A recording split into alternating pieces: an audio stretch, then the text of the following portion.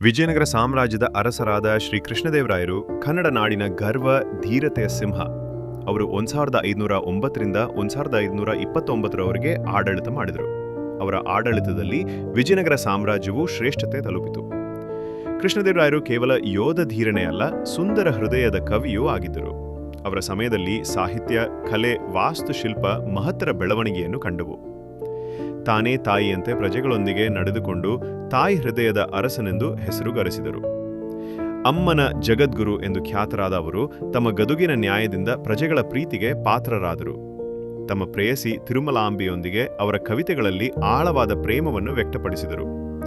ಅವರು ಬರೆದ ಅಮುಕ್ತ ಮೌಲ್ಯದ ಎಂಬ ಧಾರ್ಮಿಕ ಕಾವ್ಯ ಕೇವಲ ಪಾಂಡಿತ್ಯವಲ್ಲ, ಭಕ್ತಿಯ ಸುಗಂಧ ಕೂಡ. ಈ ರೀತಿ ಕವಿರಾಜನಾಗಿ, ಧರ್ಮಪರಾಯಣ ರಾಜನಾಗಿ, ಯೋಧನಾಗಿ ಕೃಷ್ಣದೇವರಾಯರು ಕನ್ನಡ ನಾಡಿನ ಇತಿಹಾಸದಲ್ಲಿ ಅಮರನಾದ ಮಹಾನಾಯಕ.